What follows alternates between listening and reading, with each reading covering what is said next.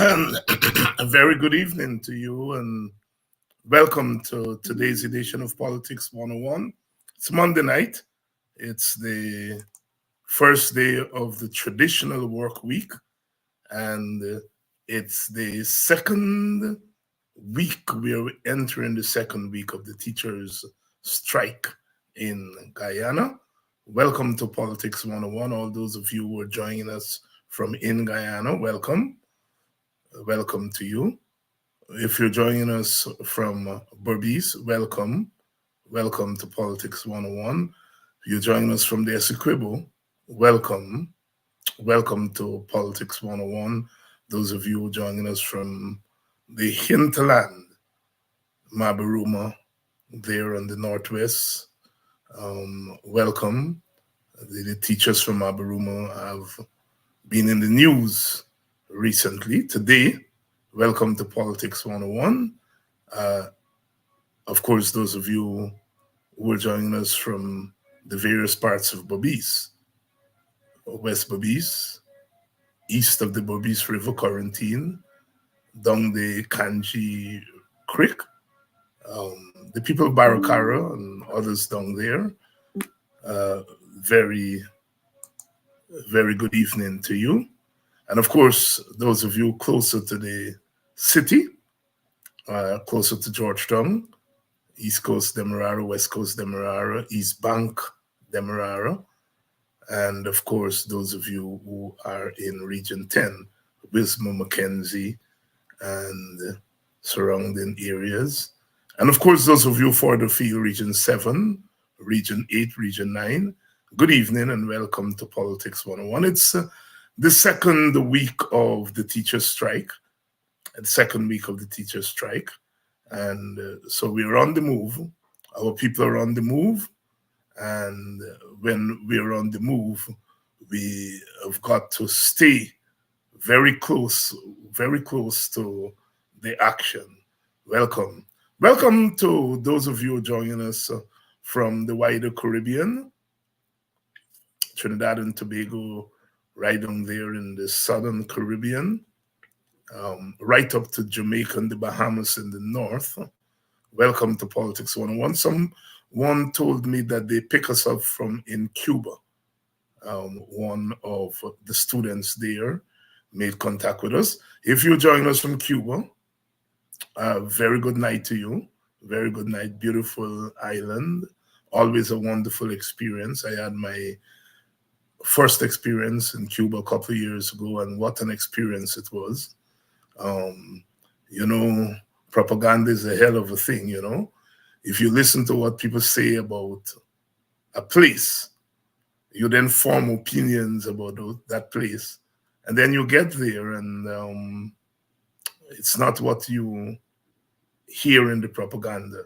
Very good evening to all the Guyanese in Cuba. And if you're joining us, welcome. Welcome to all of you in the Eastern Caribbean. We understand that the weather has not been too nice there. There was a cold front there. Lots of rain in St. Kitts Nevis, Antigua. Here's hoping the weather improves in those areas. If you're in Jamaica, and I know we have quite a few people in Jamaica who are joining us. Good evening to all of you. Good evening to those of you joining us from the British Virgin Islands. Of course, the U.S. Virgin Islands. Welcome. Welcome to those of you joining us from St. Martin. And those of you in North America, in New York, New Jersey, Washington, D.C., Maryland, the Virginia area. If you're out there in the Midwest, in Illinois, Chicago, where our people tend to be, welcome. And in the South, from Texas, kind of Southwest, moving right down to South.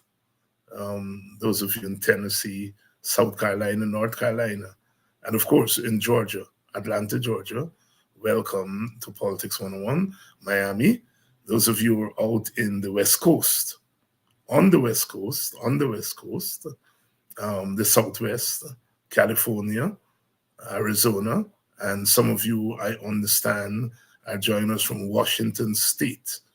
Washington State's up there in the Northwest. Wherever you're joining us from, welcome to Politics 101 on a Monday night, Monday evening. Brothers and sisters in Canada, north, Toronto, Ontario area. Welcome to Politics 101. Further out, Montreal. Welcome to Politics 101. It's the place to be at 7 o'clock Guyana time, Monday through Friday. Is the place to be. Tonight we continue our coverage of the teachers' strike. Our people are on the move. They're on the move. Welcome to Politics 101. And those of you joining us from Europe, welcome to Politics 101. Welcome to Politics 101. Especially those of you joining us from England. It's night there. And we continue to be eternally grateful for the sacrifices that you make in staying up this late to join our program, join the struggle. And it's not easy because this is the first show of the evening, and then we have Shara Duncan coming on at 8 o'clock, and then Mark Benchop at 9 o'clock, by which time it's very much into the morning there in England. Welcome to Politics 101. I hope you had a wonderful weekend. You know, you sometimes have to take a little time out from the rigors of the politics and relax a little bit, spend some time with family and spend some time with yourself. Spend some time with yourself. And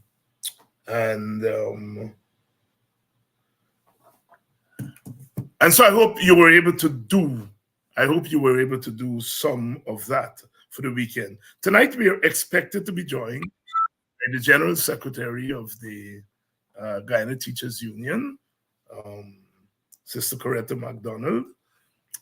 She's going to join us to talk a little bit about the strike action that is being taken by the teachers. It's the big news, and it's the big news not just in Guyana, but in further afield. I have been on a few programs in the Caribbean talking about the teacher strike, fundamental issues that are being raised. And once again, our country is at the crossroads. We are always there. We're always there at the crossroads. Another moment in time. Sister Coretta is going to join us in a few minutes. The General Secretary of the Guyana Teachers Union, former president of the Trade Union Congress, and we're going to be talking about the teachers' strike. The teachers' strike has opened up old wounds. It has really brought us face to face with this government and where it is, where our country is. You know, sometimes our people have doubts. Sometimes our people have doubts about the nature of government and the nature of governance. And that is understandable, because many of us start from the philosophical standpoint that human beings are inherently good. And so if human beings are inherently good, then the governments that they create are inherently good. So we start from that humanist philosophical standpoint. And so when we see governments moving in a certain way, we give them the benefit of the doubt, even when we don't vote for the government. And I know a lot of people are opposed to the government who still give the government the benefit of the doubt. And of course, there are people who voted for the government, understandably, would give the government the benefit of the doubt. And those of us who are on the front lines, we are constantly critiquing the government, holding the government accountable, as they say. And in that regard, we hold the government up for public scrutiny. And we've been doing that for the last 3 years. In my own case, I feared where a one-party government under the PPP would lead us. It was my great fear as we went into the 2020 election. And I expressed that fear publicly. I wrote, and shortly I'm going to publish some of my writings of that period. I wrote saying what my fears were. And I start from the standpoint that human beings are inherently good. And so governments are inherently good. You know, in political science, we say, is government a necessary good, or is it a necessary evil? Is it an unnecessary good, or is it an unnecessary evil? And those are questions that we face every day. I start off by believing that government arises out of the people of the society. And I believe that human beings are inherently good. And so I have to give the government the benefit of the doubt. However, there are mitigating factors. At the 2020 election, we had drawn forced oil. And so for me, the big question at that juncture, as it is at any pivotal juncture, is who governs? That was the question we faced at the time of independence. And we answered the question in a way that we, I think, regret. In a multi-ethnic society where ethnic groups do not want to be governed by the other, if we answer the question that who governs, that the majority governs, so the majority will have to be a majority of one race or the other. And so it has been since independence. And we have seen the experience of both major parties / major races whenever they have held power. And what we have seen is that the further we move away from independence, the more dangerous one-party government has been. The PPP has dominated government from 1992 to the present. So for 32 years, the PPP has dominated government, all about 5 years. And many of us have had to stand up against that government. Even when we give the government the benefit of the doubt. In 1992, I gave the PPP government the benefit of the doubt after almost 3 decades of the PNC government. I felt that the PNC government, despite some positives, had not lived up to our independence expectations. And so I was willing to give the PPP the benefit of the doubt. I thought they started on the wrong foot in that they reneged on the first promise. And the first promise was that they were going to set up a government, a national government, and they reneged on it. But as we move deeper into the PPP government, one of the things that was quite striking is the way they dealt with workers. The PPP prided itself on what it called a communist party, a Marxist party, in defense of what is called the working class. And they quickly reneged on their promise to workers. And when you're talking about workers, you're talking about the right to collective bargaining. That's why we have trade unions. We don't have trade unions for sport. Trade unions arise out of the need for collective bargaining. That's where trade unions come from, the origins of trade unions. The first trade union, of course, in our part of the Caribbean, 1919, right here in Guyana, the British Guyana Labor Union then. Well, a lot of us don't like where it is now, but trade unions arise out of the need for workers to bargain for better wages and better conditions. And so when you hear people say that a strike is illegal, a strike is enshrined in the laws of Guyana. Trade Union Recognition Act is in itself the testimony. So workers have a right to strike under the law. As a kind of historian, I always remind people that in 1953, 71 years ago, the British invaded Guyana, which was then its colony, because the government of the day, our first self-government, made some small reforms. And one of the reforms it attempted to make was to give workers the right to form their trade unions, to recognize them. And the British was incensed by that.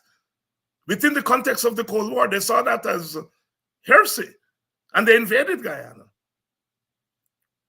We eventually got the Trade Union Recognition Act. And so workers have the right to strike, to withhold their labor. That's what a strike is. Every day we go out there, we are selling our labor. What the old time labor theorists used to call the labor power. And if you go there, you're selling your labor, you have a right to withdraw your labor and say, I'm not selling. I'm not selling at this price. And that's what the teachers are doing. They first of all are saying, you have a right to bargain with us. You are the government. We elect you. And if you decide that collective bargaining, you are not going to recognize it, what do you expect the private sector to do? Good evening and welcome to Politics 101. We are rapping tonight about the teacher strike, which has entered its second week. And we have ready to go with us the General Secretary of the Teachers Union, herself a target of the government, and this always happens. Governments, but especially this government, likes to personalize things because they personalize governance. They personalize governance. It's their property, the government. The state is their property. And so when workers organize themselves, they like to, it's Coretta McDonald strike. Well, you know, Coretta McDonald has a couple of things going for her. She can go to sleep at night knowing that she did one of the things that I think is the greatest test of political integrity. And that is, she helped to lead a strike against a government that she supported. You all hear me? Your greatest test of your political integrity is not when you strike against or you oppose those who you don't agree with politically. It's when on a matter of principle, you oppose those who you agree with politically, but you disagree with them on a particular issue. I remember meeting Coretta one day during that time. I think it was on Regent Street. I think I was going east and she was going west. And we stopped and we talked for about 5 minutes. And both of us were supporters of the coalition government. And we talked about our reasons for standing with teachers against a government that she supported. Was she trying to overthrow that government? Oh, no. She was opposing the government on the issue of workers' rights to collective bargaining and to negotiate what they want to sell their labor for. And so when she does it today against this government, she's being consistent. So, Mr. Jagdio, when you say Coretta McDonald told you that this and told, you're not the only person she talked to. And she wasn't talking no secret. Our position was very clear on the matter of workers' rights. There is no discrimination. And she can say that. But the leader of GAWU cannot say that. We are still waiting on the leader of GAWU to say, I stand with the teachers. And that the sugar workers stand with the teachers. So I just want to clear that up. Because Coretta goes to sleep at night with our conscience clear. That is, for me, is the greatest test. And you all have heard me said on this program before. When I'm fading now, I'm getting a little bit older, but I'm still up for the struggle. And I always say if I go into a political war, I want two people with me, two women with me. I choose in Simona Brooms and Coretta McDonald. Not just because they're fiery, but Coretta on a matter of principle. So good evening, welcome to Politics 101. Please share the link. We're doing it. Coretta McDonald is here. Let us bring her in and let us talk about the teacher strike. The teachers are on the move. They're showing us the way. And that's the talk of the country. Coretta, good evening. Well, good evening to you, Dr. Hines, and thank you for having me on your program. And good evening to all of your listeners. Let me say to you, we are frightened. We striking. And I want that message to be clear. We are frightened nothing, we striking. And I'm saying that to say, teachers are educators. And educators don't operate willy-nilly like some of our politicians. Educators think through issues. And when it gets to a point where educators feel that we should not exercise any more patience, then educators would act. We have submitted to this regime, and let me say to you, this wicked regime, our proposal since 2020, that proposal was supposed to span 5 years. So it covered 2019 to 2023. Let me back up a little. In 2016, we signed an agreement with the coalition government, which spanned 2 years, 2016, 2018. At the end of 2018, we prepared our new proposal for 2019, 2023, because this was the 5 years proposal that we were going to be having now. Mind you, this 5 years proposal is nothing strange to the PPP. It's nothing strange to the PPP. As a matter of fact, when the first proposal that the GTU signed, first multi-year agreement, it was signed when Jagdio served as president in 2007. Implementations began in 2008. And from then on, we have been signing multi-year agreements with them. The formula is the same. All that is different are figures, new figures that we plug in. All that are different are the new figures that we plug in. So when the PPP jumping around the place to give the impression that they don't understand this proposal, they are being very, very dishonest. teachers would have exercised patience from 2020 to now. What would have agitated teachers is the fact that, one, the president refused to engage us seriously during those years. And then last year, of course, they gave monies to GAU, which is another union. GAU represents the sugar workers, basically. They gave monies to GAU 1 year in 2020, in 2021, in 2022, in 2023, and now they're saying again in 2024 that they're going to be talking with the executive of the union. So they're giving more monies to GAU. As a matter of fact, in this budget, they have allotted $6 billion to Gaisuku.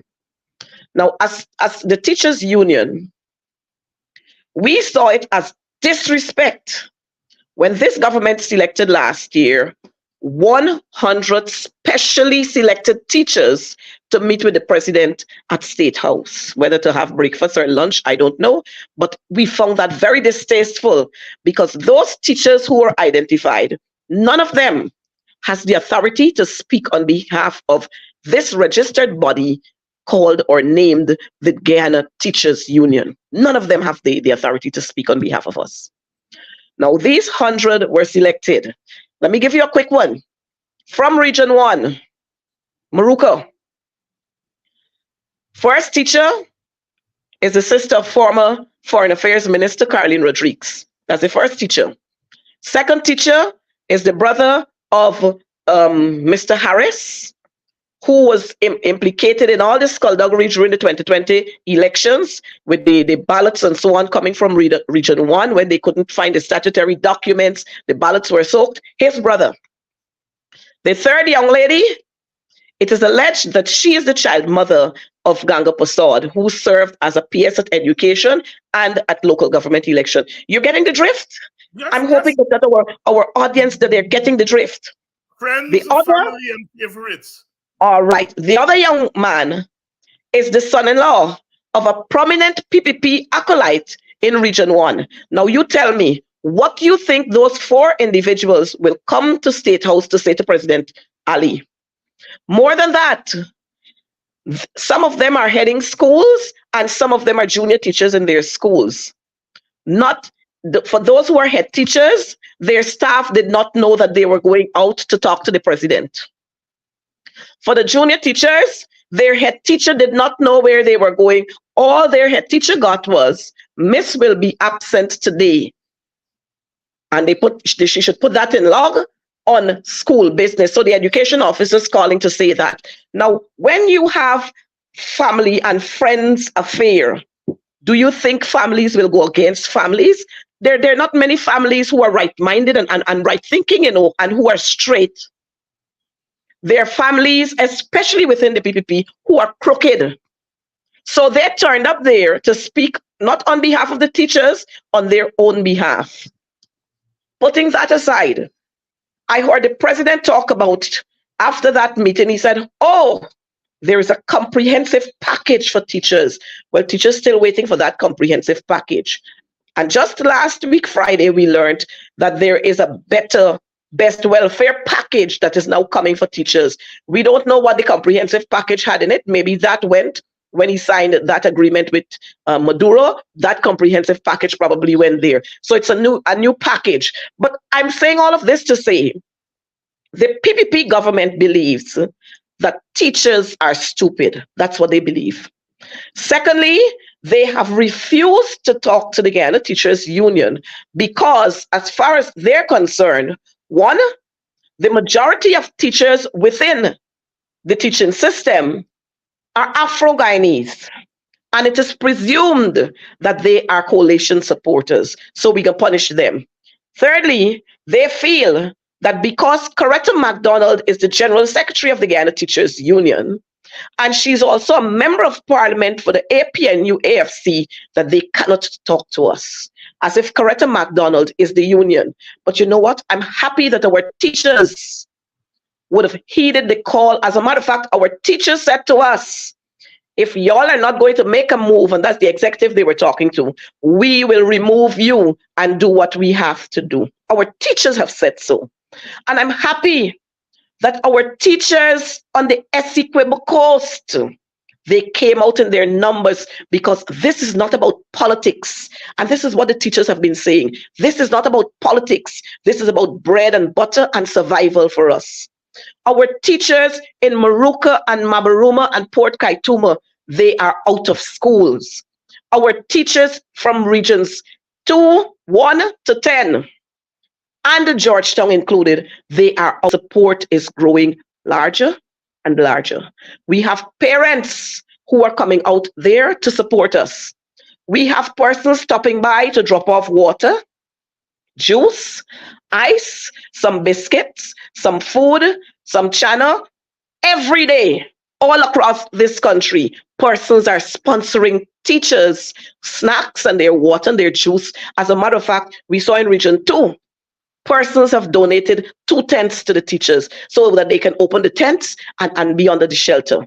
You know, what I found even more wicked with this government is the fact that when the union signaled to them 2 weeks ago that we were going to embark on industrial action, maybe they thought that by calling up the teachers in their strongholds and offering them monies, that will deter the teachers from coming out on strike. But you know what? Many of our teachers who received those calls, they said to them, we are not up for sale. You can't buy me. Stop calling my number. Our teachers have sent to us messages from the CEO, messages from the Minister of Education, messages from regional executive officers, messages from counselors. Some counselors even approached some of our teachers, and the teachers said, we don't care what you give to us. We will be on the streets. And so when they think that they're going to push teachers off the breadline, because I've seen them now send out a missive there to say they're going to cut teachers' salary, I want to remind them, this is 2024. 2025 soon come. And the people who you are putting on the breadline will be the same persons who you would want to have their exes come elections day. I want you to understand that. More than that, when you suffer little children and our male teachers, you know, my heart go out every time for our male teachers, because our males feel less of a man when they cannot provide for their families, you know? And so they have to resort to picking up a grass cutter, going to cut grass in front of people's yards and in their yards. They have to do that on weekends and in the afternoons rather than spending the time with their families. They have to resort to being security guards. They have to resort to driving taxis. Our female teachers have to resort, after they're finished with school, many of our nursery school teachers, after they're finished with school at 2 o'clock, they are at Giftland working the 3 to 11 or 10 shift. You know, that's what our teachers go through in this country. And this government continue to turn a blind eye. And you know what they talk about? The president said the other day, teachers must be patient. There's a package coming for you in 2027. Now, this is 2024. I don't know what tomorrow holds, so give me what belongs to me now. Don't tell me about 2027. The time that you took to say you're going to talk with GAU, why you didn't put them on the back burner and decide you're going to talk with the teachers. But this is a whole plot of being vindictive. We know this government, how they operate. This is them being vindictive. And I want to say to them, we've gotten 85% of our teachers so far on the streets. Tomorrow, while I was coming from Bartica today, I received phone calls that some teachers from senior secondary schools in Georgetown will be out on the front line tomorrow, you know? And I'm hoping that while I'm saying all of this, and I want to express our gratitude to our teachers for standing up for this cause, I want to say to our parents, we love you and we love your children. We don't want to be out of schools, but an empty bag cannot stand. When teachers stand in front of the classrooms, they must be comfortable. They must be able to concentrate on what they're doing to perform effectively in our classrooms. We cannot have teachers in classrooms who are thinking they're Oh my gosh, my rent is due this afternoon. I wonder what excuse I'm going to make to the landlord. Oh, I don't have gas. I wonder where I could catch a little raise from to buy the gas. If teachers have to be thinking like this, then they can't perform effectively in our classrooms. And when what angered the teachers even more last week was the fact that when we released the salaries of our ministers, of those ministers, when we looked at the salary of a maid as compared to that of the teacher, when we look at the salaries of a chauffeur as compared to that of a teacher, a chauffeur receives $360,000. How many of our teachers are taking that home? The maid receives $161,000. How many of our teachers are taking that home? And this government is behaving as if, oh, the strike is political, and the strike is political, and a whole lot of nonsense, and don't be misled by Coretta McDonald. But I had to tell them, if one woman, Coretta McDonald, could mislead tens of thousands of teachers, then they got problems on their hand. They got serious problems. But rather than talking to us, they're issuing missives. But let me signal to you, if tomorrow you don't say anything to us, our teachers will be out there on Wednesday. If on Wednesday you don't say anything to us, our teachers will be out there on Wednesday and Thursday and Friday and the following week. And we are not going to back down, because we know this government is a government that bullies, and they are now turning on in full their dictatorship approach. But we will not be moved by that. I want to say finally, before you ask me other questions, Irfan Ali, as the teacher said, when he wasn't president, he knew what we should get. Now he come the president, it seems as if he forget. The teachers are saying that because we remember when he was in parliament giving that glorious presentation, what happened to teachers?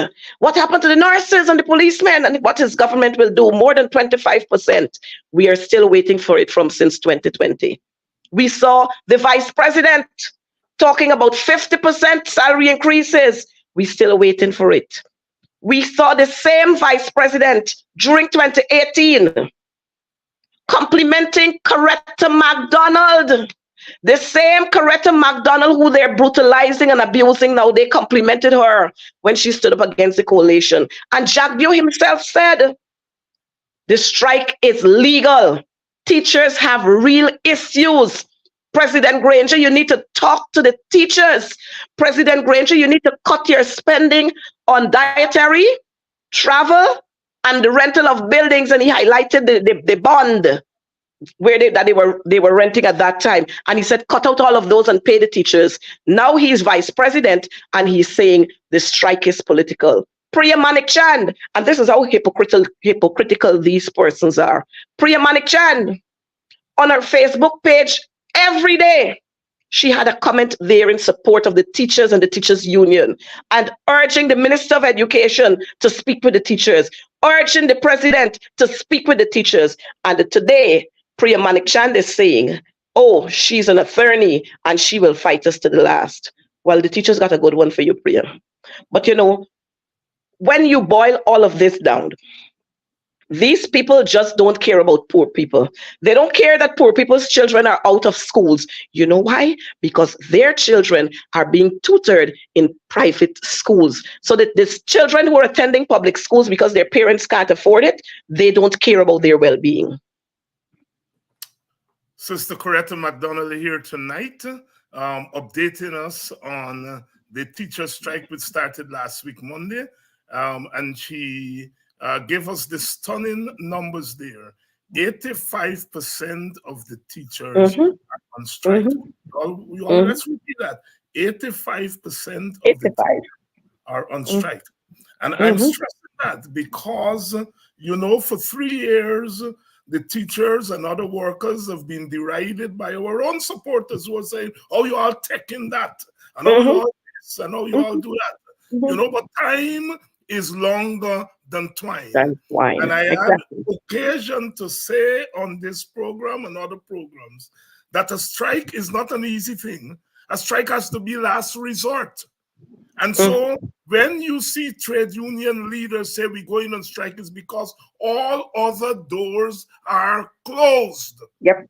And Yep. that gives the strike more legitimacy.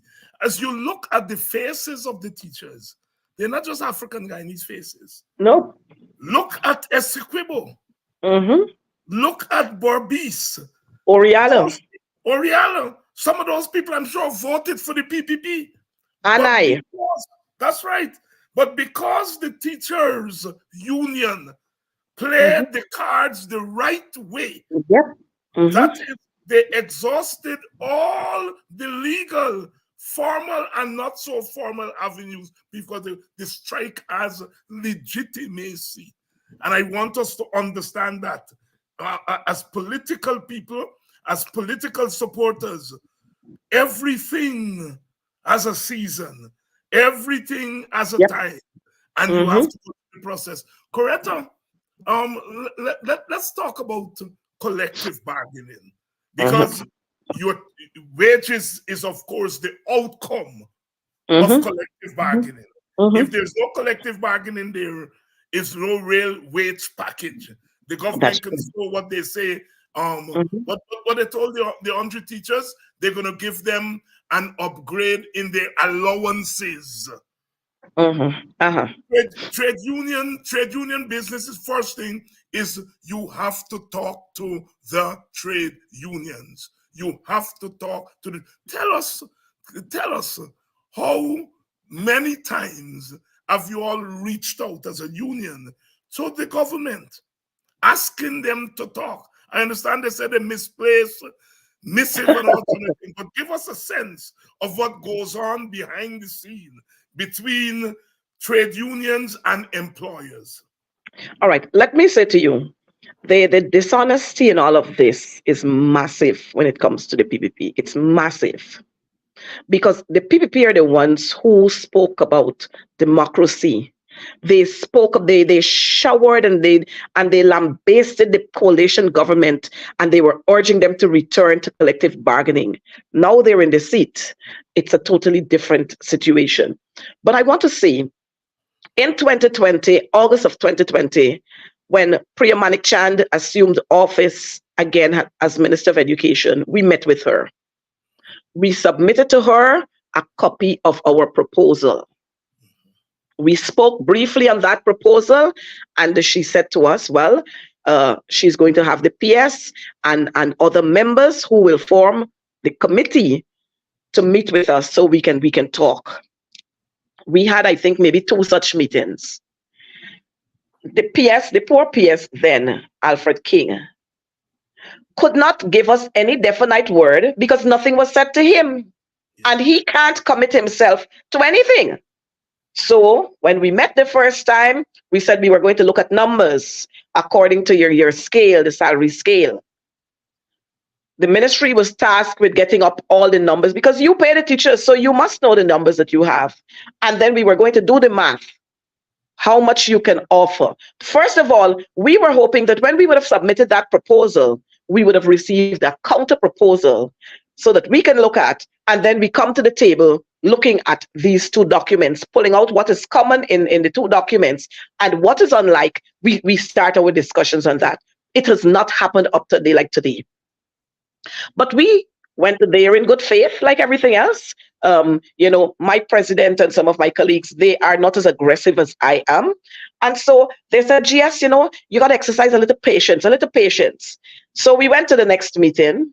This is the 3rd meeting. And then we went to a 4th meeting, and nothing with regards to what we are talking about in the proposal is up for discussion.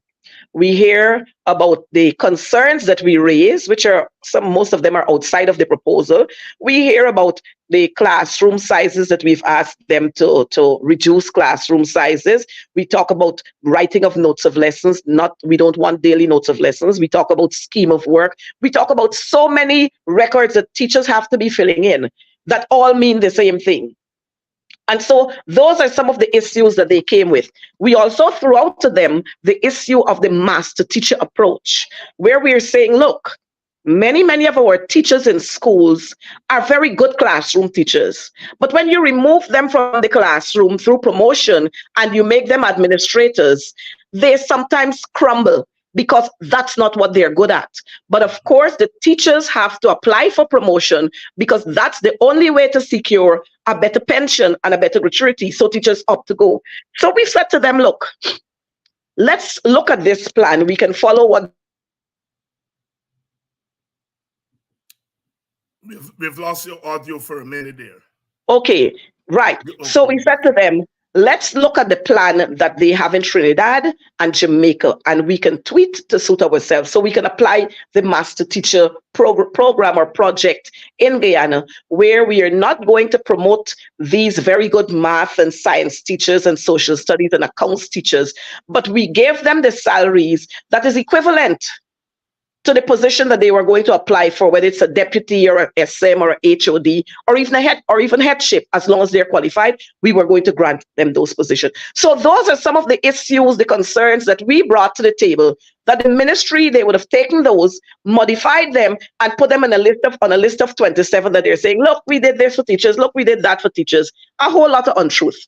However, we submitted the proposal again to Ministry of Labor, because every time we send our proposal to the Ministry of Education, we send a copy to the Chief Labor Officer, because we wanted them to be kept abreast with what we are doing. And then we wrote to the President. As a matter of fact, we wrote to the Ministry of Labor. We did not get any response from them. We wrote to the President. So it's 2020, 2021, 2022. In 2022, I think it might have been December, somewhere there, the President said to us, the issue is going to be addressed. He's going to address the issue. That was all. He didn't say how and when. In 2023, when we wrote to the President again, asking him to intervene, the President said then, look, he's going to put a 3-man committee in place. Gail Teixeira, Sonia Parag, and Priya Manik Chand. They were the 3 who were going to be speaking on behalf of government. And we had our team to speak. We met, the first meeting that we met at, we had to go this entire proposal all over again. We had to explain what this document is all about, even though they got copies of the document, you know.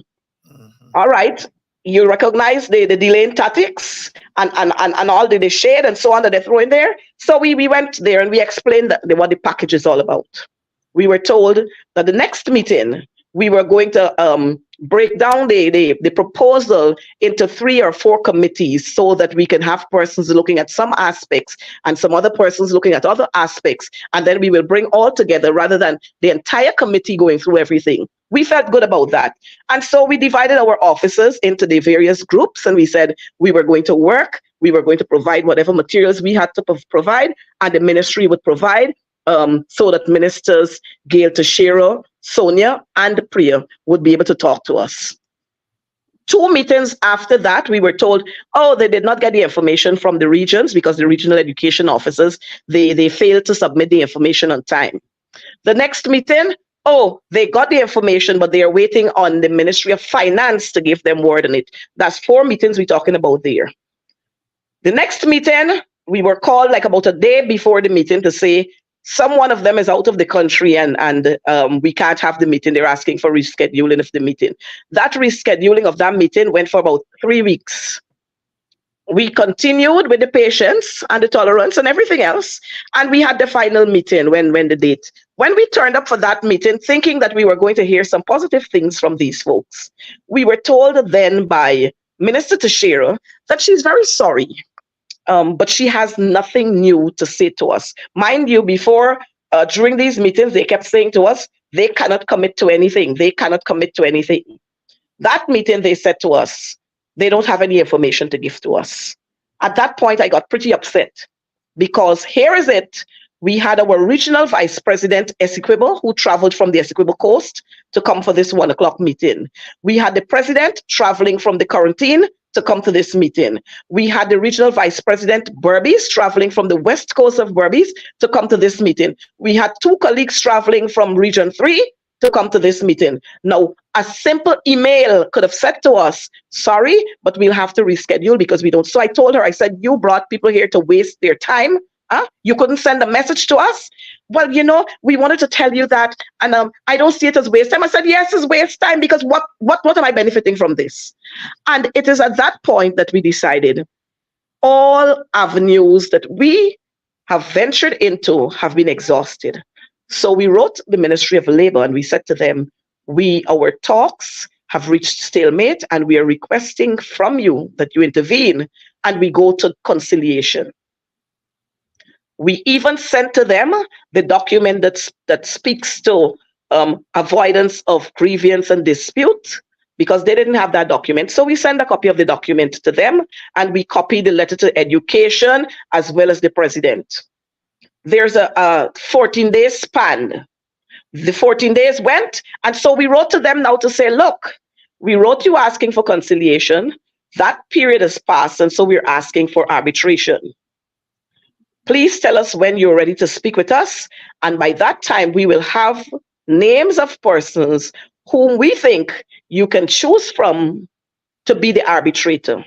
We got no response from them in September or October or November or December, except for about 3 weeks ago when they called us to say, and that would have been after we wrote to them saying, we are going to embark on industrial actions. We are going to ask our teachers to withdraw their services. They wrote to us saying, oh, they misplaced the documents we sent to them. And if we would be kind enough to resend the documents. We did that. Rather than addressing those two correspondences that we sent to them, they decided to write to us to say the impending strike action that we're talking about.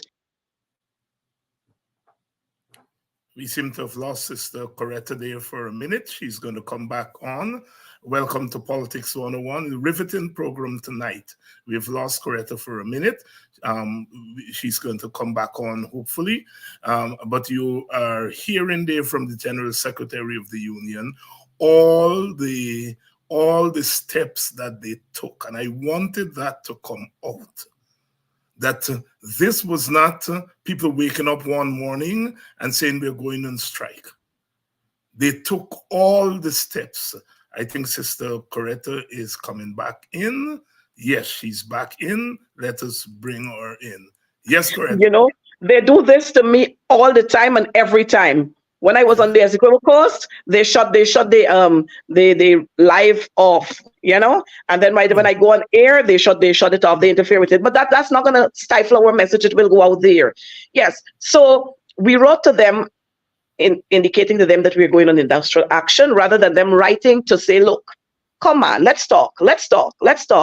They were brazen enough to send to tell us that the strike is illegal and they would not have any part in that, because as far as they're concerned, the talks between the Ministry of Education and the GTU has not broken down. Now, you not in my house, I have to tell you where it is leaking. How dare you to want to tell me where my house is leaking when you don't live in my house? But the Minister of Labor now, Joe Hamilton, I often say it, he doesn't understand what labor is all about. And so he doesn't know how to labor for people. Rather than laboring for workers in this country, he seeks or sets out to suppress and oppress workers in this country. So rather than talking to us, the minister go out there on national television to say that the strike is illegal and teachers will be penalized and what the government will do and what the government will not do. Well, our members have made it clear. You do what you have to do because we are doing what we have to do. And so that's where we ended up. When all possible avenues would have been exhausted, that's where we ended up. And so our teachers are out in their numbers all across this country. And let me tell you what, the ministry, by extension, the government of Guyana, is a lot of pride with them. They are hurting seriously. But you know the Minister of Education, and you know Barra Jagdeo, and you know Ashley Singh, how they could be very pompous, and now the president is being drafted into that. When we thought that he was a kind-hearted man, we've recognized that he doesn't care about teachers, more so the children of this land, because his son is at a private school, so he doesn't care. And I'm hoping that our parents are listening. Because when these people will come to your communities to tell you all sorts of things, you must remind them, you suffered my child 2 weeks of learning. You took away 2 weeks of learning or into contact with my children. You did that to us. And so when our children misbehave, you cannot send the police out there to shoot them down because you would have caused it. And we don't want to hear anything from you. And I want to ask parents, come out and join with the teachers. When you come out and you join with the teachers, because I know many of our parents are public servants and they are feeling the same squeeze that teachers are feeling. Nurses under pressure. You see how many of our nurses are leaving? The police under pressure. The office assistant under pressure. The clerk under pressure. The supervisors under pressure. The HR person, all of them are under pressure. They're feeling the same squeeze. You know what it feels like when a teacher got to come out of his or her home in the mornings with one side bus fare? You know what that feels like?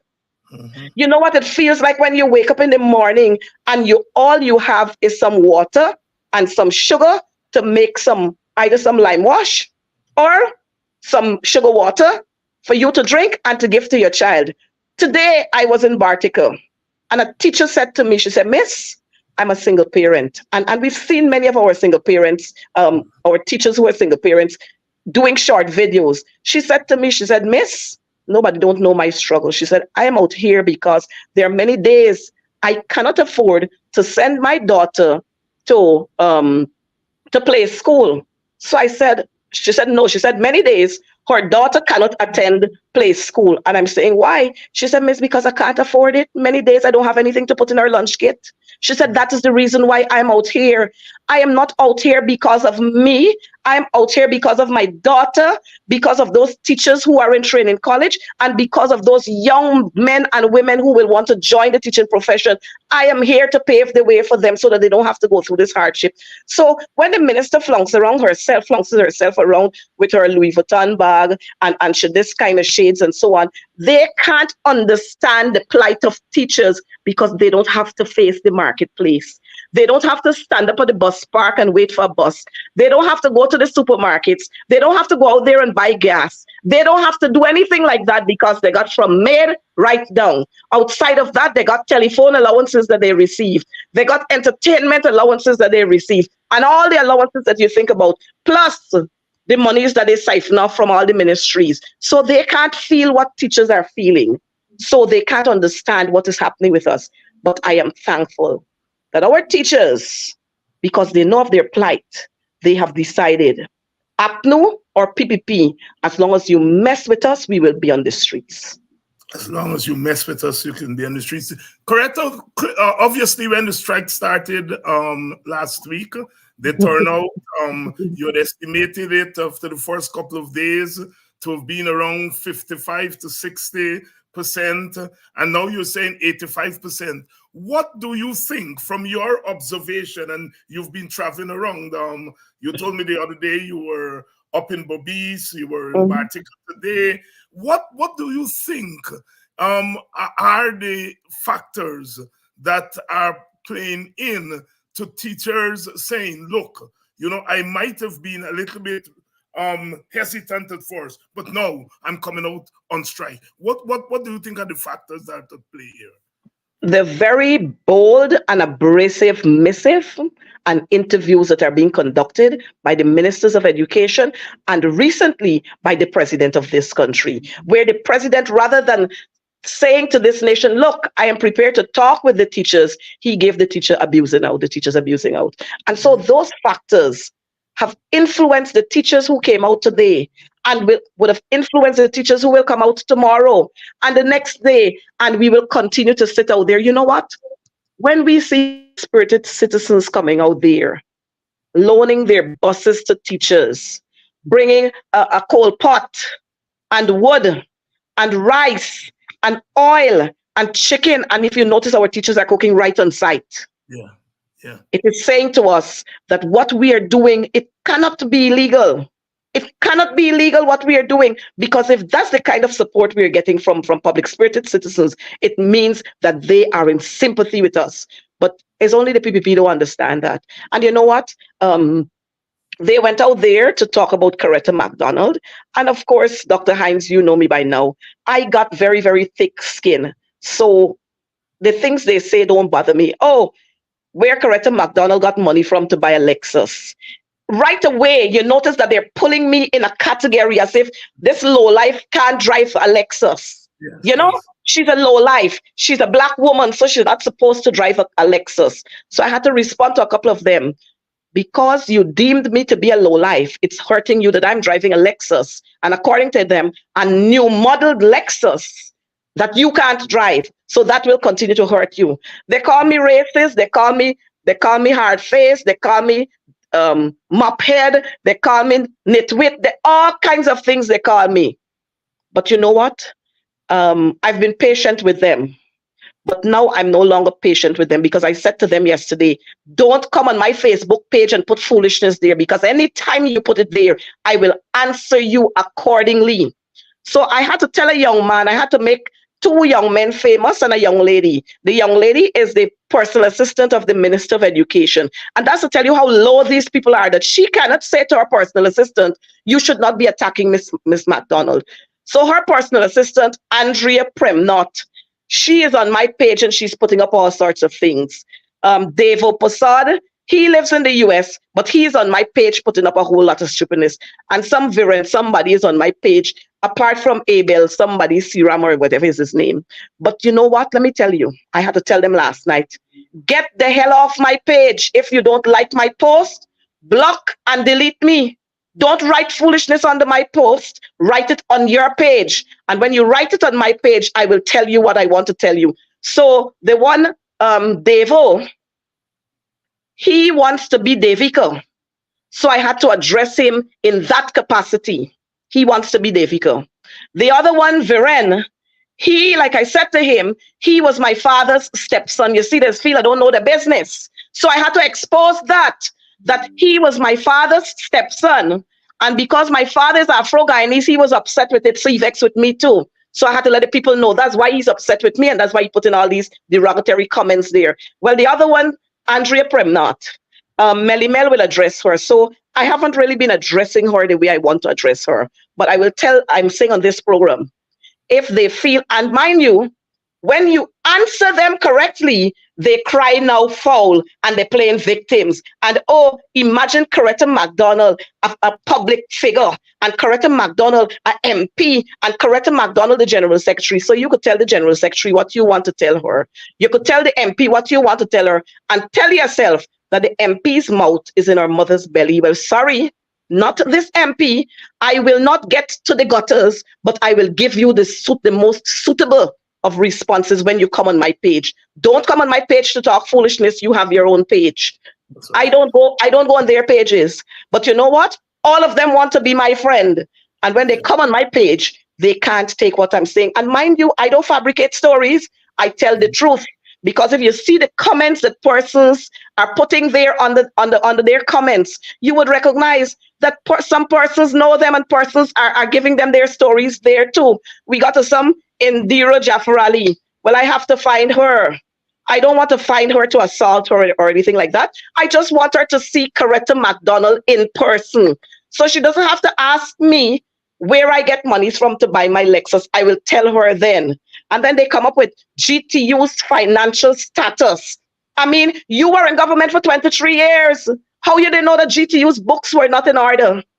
Huh? But all of a sudden now, because GTU has brought its members out, GTU's financial status is questionable. Well, I want you to tell us what is happening with GAUs. Tell us what is happening with the PPP, because for the longest while, the PPP had no conference or congress, whatever they want to call it. And we don't hear anything about the auditing of their books. They must tell us those things. But you know what? Outside of all that I've mentioned there, our teachers are not budging. Because over the years, we have been giving to our teachers. And today I saw a young man by the name of some Campbell. He has a whole list of benefits that were derived for teachers out of the union's agitation. A whole list he has there on Facebook, and he's putting it by the years. In addition to that, I want to say every year we have an awards ceremony for our teachers. And this year, Martin D'Souza, who is the deputy chief Hinterland Affairs Officer, wherever he be. He was at that forum and he saw how many teachers were honored by the GTU. And these same barefaced people coming out here to say GTU not doing anything for its members. Every year on World Teachers Day, we have a forum for our teachers. The year before, we were on the Essequibo Coast. Last year, we were in Region 6 at New Amsterdam. Every year, we try to go somewhere else to ensure that our teachers all across this country benefit. At Mother's Day, at Father's Day, we buy tokens for our teachers. Valentine's Day, we buy tokens for our teachers. I mean, we can't give all of the teachers at the same time, but we have a rotation because we do names. So if we come to your corner, we know that David Hines got one already, so we're not going to give David Hines again. Outside of those issues, we have our Women's Advisory Committee, where we have members from every branch, our 42 branches. They usually have their annual general meetings. They usually do uplifting programs for women. They do professional development session using health personnel who would talk about cancer, all the different types of cancers, how we must take care of ourselves. They do conflict management. So these vagabonds who go out there, and I have to be very brutal with them, can't be nice with them anymore. These vagabonds go out there to say GTU has not been doing anything for its members. Oh, the GTU officers, Mark Light and Coretta McDonald, they pocketing off the monies and they're buying big fancy vehicle. And Mark Light got big fancy house and he got auto dealer business. You know, these people they just set out there to put our lives at risk. But I want to tell them something. The day anything happened to me around here, I say no more. So you put up my vehicle out there and get your scums to attack me when I'm down the road. You will get the full blunt of it. Because I've never gone out there to put out Priya Manikchand's vehicle. And I can put out her vehicle. I can put where she lives at Windsor Estate. I can put that out. But I don't have time for that. But since you could put my vehicle out there, it means you have declared war on me. And I will return the very same favor. So they better tell their colleagues, they tell their scums, don't mess with me. Don't mess around me. Don't mess around my colleagues, officers of the GTU, because we will mash you down anytime you decide that you're messing with any one of our officers. You know, these people are ridiculous.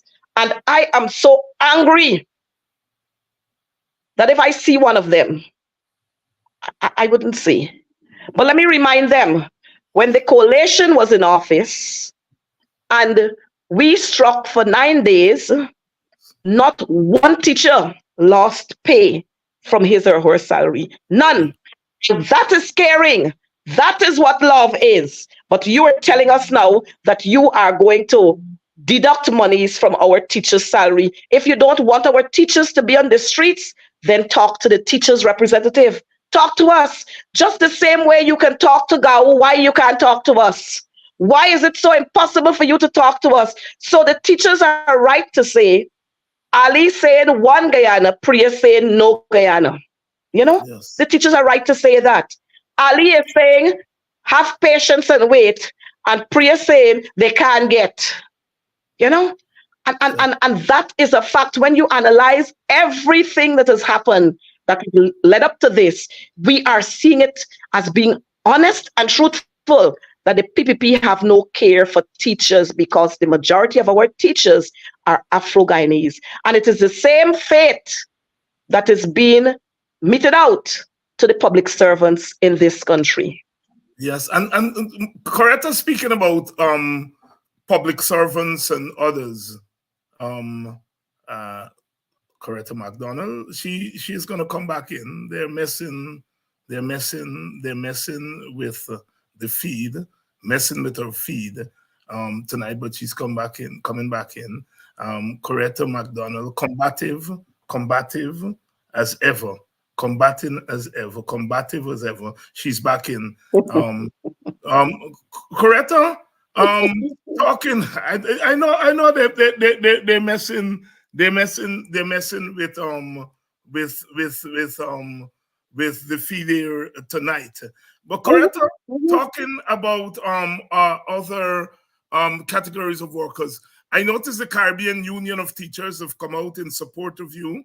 Yes. I noticed the Public Service Union has come out in support. Tell us, where else have you been getting pledges of support organizationally in Guyana and outside of Guyana? Well, we received support from the University of Guyana Union.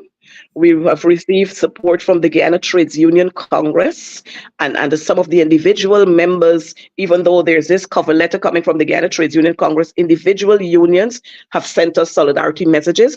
We have also received solidarity messages from the Windward Islands Teachers Union. We have received solidarity message from Belize Teachers Union.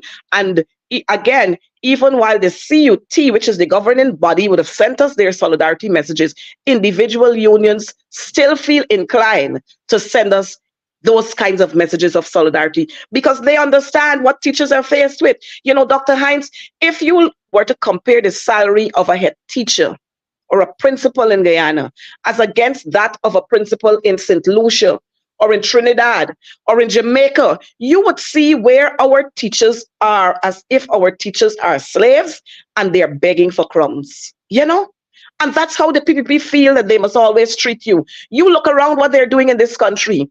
Rather than teaching citizens to fish, and I'm just going to use this one, they prefer to come give you half of a fish. You know why? Because they want you to run behind them again. And then they can come and give you a quarter so that you can come full force again. Because remember, quarter is less than a half. So they keep you like that all the time, running behind them. Rather than dealing with the teacher's wage issue, the government has adopted the position of let them stay out there. We know they're gonna break just now, so let us stay right there. And when they break, we can cut the salaries. Well, you know, you can go right ahead because I said earlier, corporate sponsors are talking to us, and they're supporting the teachers out there. And we've had coming to us from overseas many Guyanese teachers who are saying, I had to run because of the same thing. And they are pouring in their support financially. They are pouring in their support. And so our teachers in Maruca Region 1, they're able to hire a boat to come to the Central Point, Santa Rosa. Our teachers in Region 9, they're able to do that because overseas-based Guyanese are sending finances to them. We have our teachers in the Pomeroon. They're able to hire a boat because overseas-based Guyanese teachers, former teachers, are sending support to them. So, and if you look around, we have our teachers on the Esquivel Coast cooking on spot. Our teachers in Bartica cooking on spot. Our teachers in Kanji, in New Amsterdam, in Georgetown, everywhere. Let me tell you what, we have 700 cases of water at our Union Hall. That was donated by public-spirited citizens. We have juice. We have, when I tell you, all sorts of donations are pouring in, and every day persons are calling us to say, what else can we do for you? Can we do some packages that you can distribute to teachers with some chow mein and some rice and a bottle of oil and something like that? Can we do some? And we're saying, go right ahead. Go right ahead and do that for our teachers. We have no difficulty with that.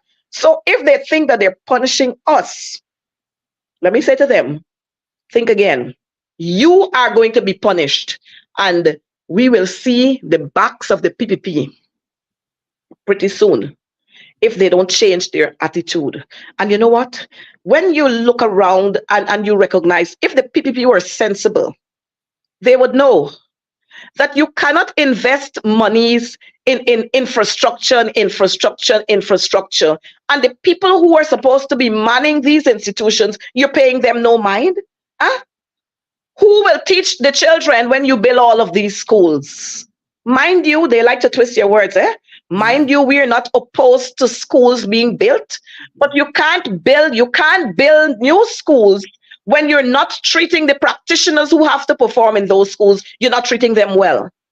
You want to jump out there to build new structures when you got structures that are falling down. Just the other day, we saw St. John the Baptist with the pupils with umbrellas in their classroom.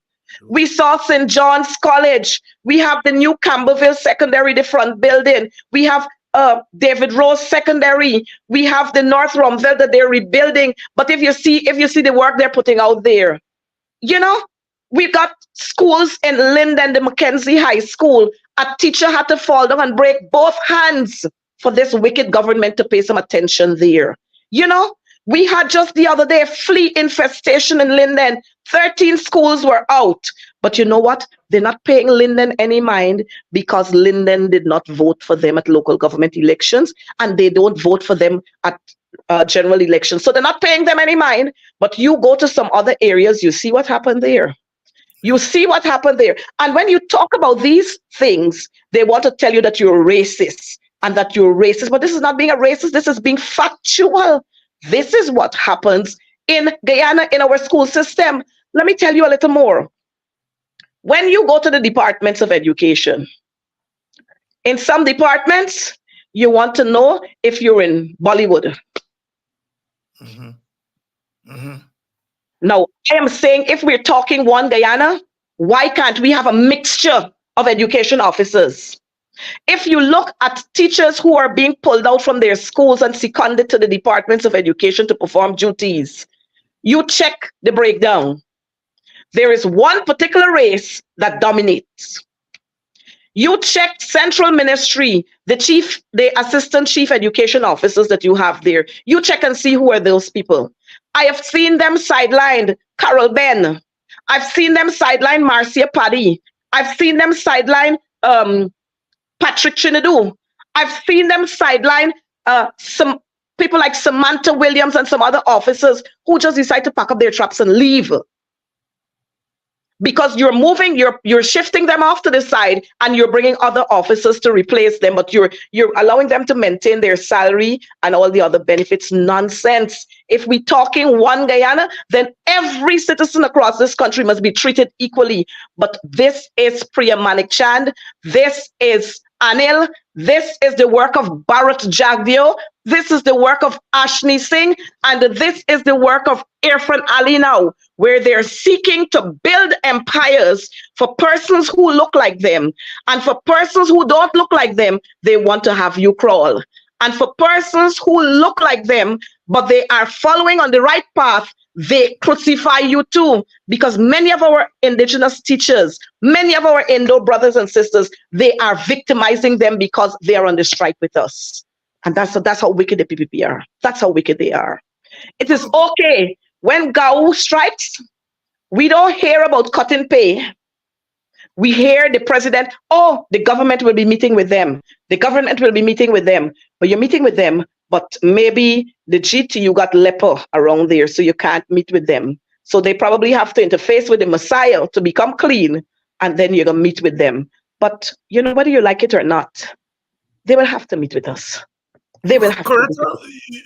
the union said you were striking for 2 weeks in the first instance. 1 week is gone. We have started the second week. Is that timeline still in play?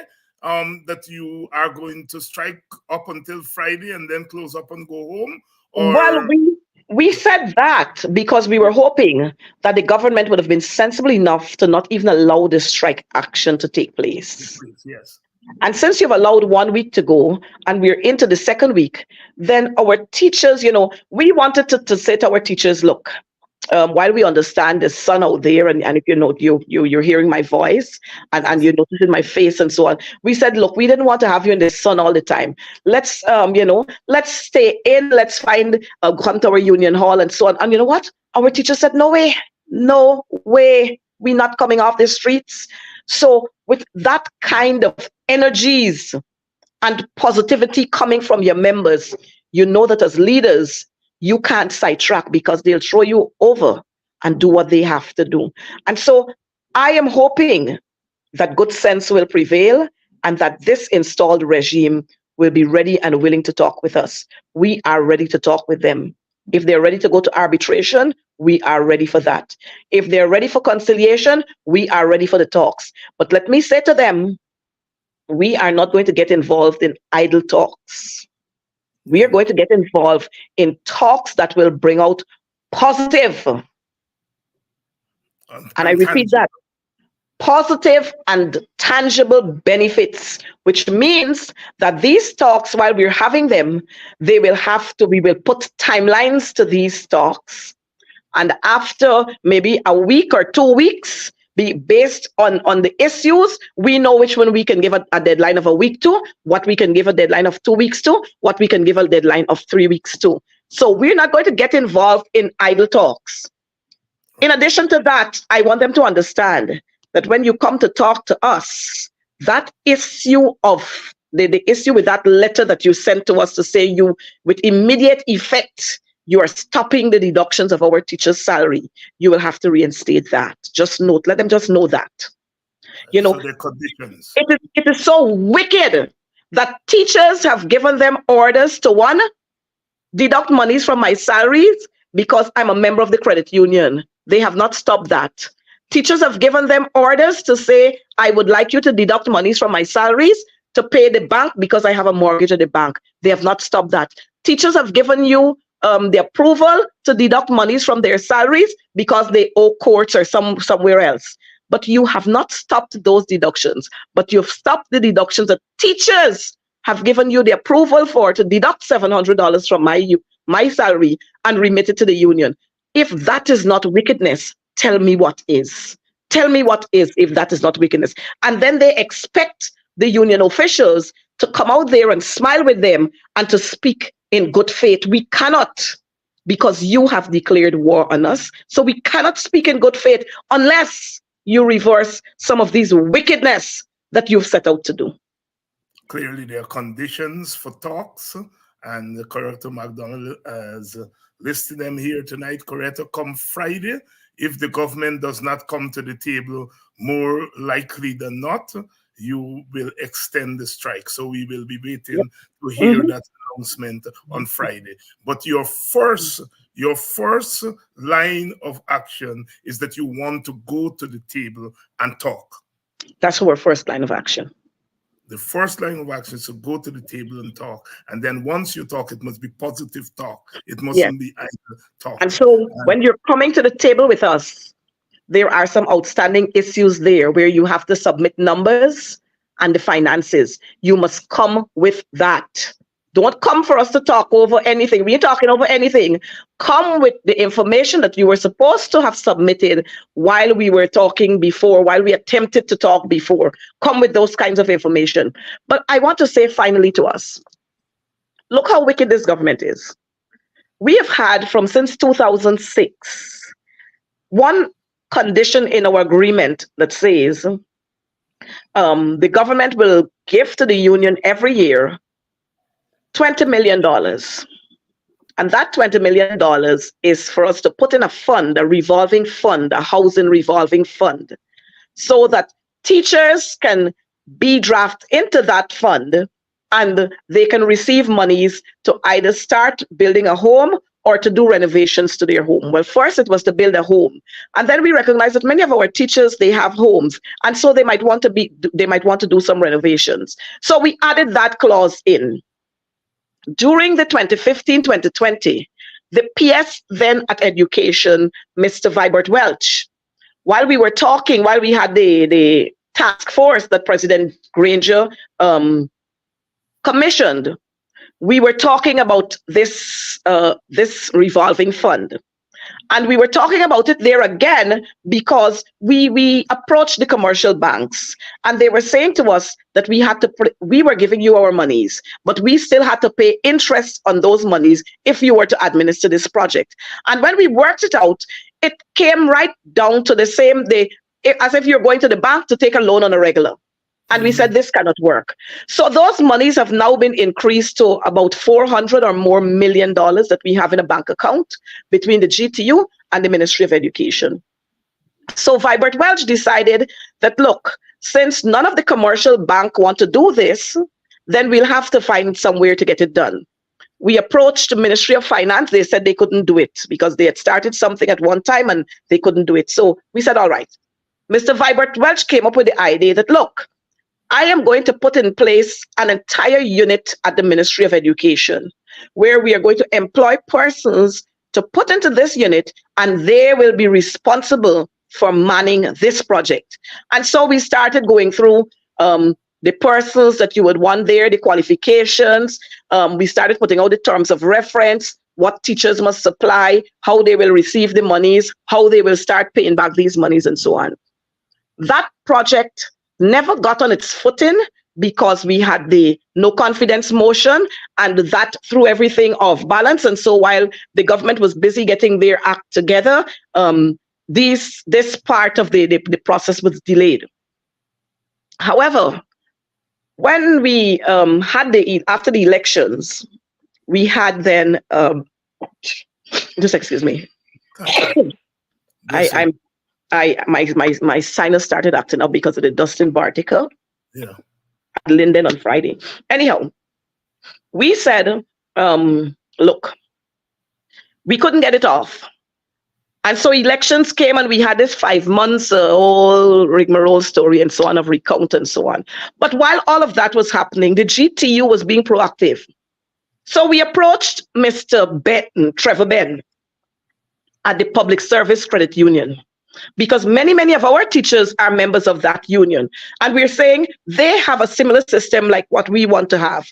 So teachers would borrow monies from them and teachers would sign the deduction letter and it would be taken out from their salary. So let's approach him. We approached Trevor Ben, and Trevor Ben gave us a comprehensive package. Let me use Efren Ali's word. He gave us a comprehensive document highlighting every aspect of the actions that will happen if they were to be tasked with administering this project. In that project, we agreed then that, look, since teachers don't have to pay the interest, and the bank was saying that the interest had to cover labor costs and material costs because they got to use their ink, they got to use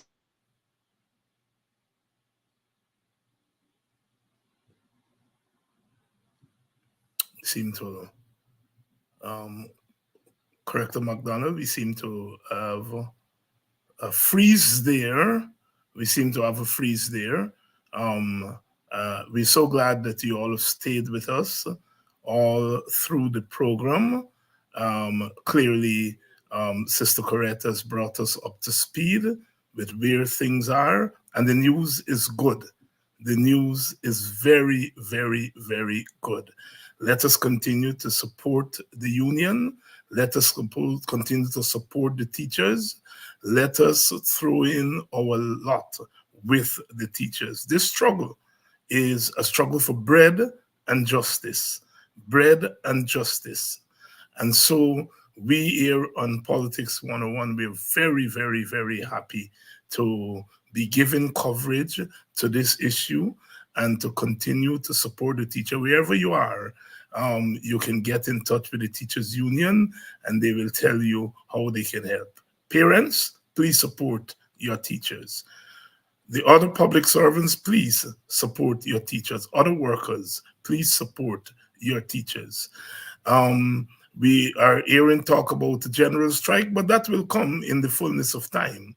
The objective is not to strike. The objective is to get rewards for our teachers. And if the rewards are not coming, then the workers, the teachers, have no alternative than to continue industrial. They're well within their right to do so. They are well within their right to do so. The teachers have a right. That's their God-given right, their constitutional right, their legal right. Let's bring in Sister Coretta to close us out. You know, I'm smiling, Dr. Hines, I'm smiling because they've done this to me quite a lot of times when I'm in studio. They've done this to me quite a lot of time. And, you know, we had to resort to using our backup system. But don't worry, the message will get out there. So we got Mr. Ben and we said, all right, we'll look at it. $100,000 to $150,000 is reasonable. And that would be admin cost. So for teachers to for them to print documents, for teachers to sign, for printing, for buying ink, for their computer, whatever. We said, fine. Now, we took that proposal to the Minister of Education, Priya Manik Chand. You know, when we took that proposal to her, thinking that we were all excited about this project, because like I said, it has been since 2006 that part, that condition in the agreement was signed, and it never got on its footing. Now, when we took that proposal to her, you know what she said? But as soon as she learned that proposal was coming from Trevor Ben from the GPSU credit union, she said, "No way, no way, Wow, no way, nothing for her government. None of our government's money will go into the hands of Trevor Ben." You understand what I'm saying? yeah, yes, You understand what I'm saying? I don't want to go deep into it, but I'm sure persons are sensible out here and they understand exactly what is happening. yeah. So that housing project is right where it's at from the time we started.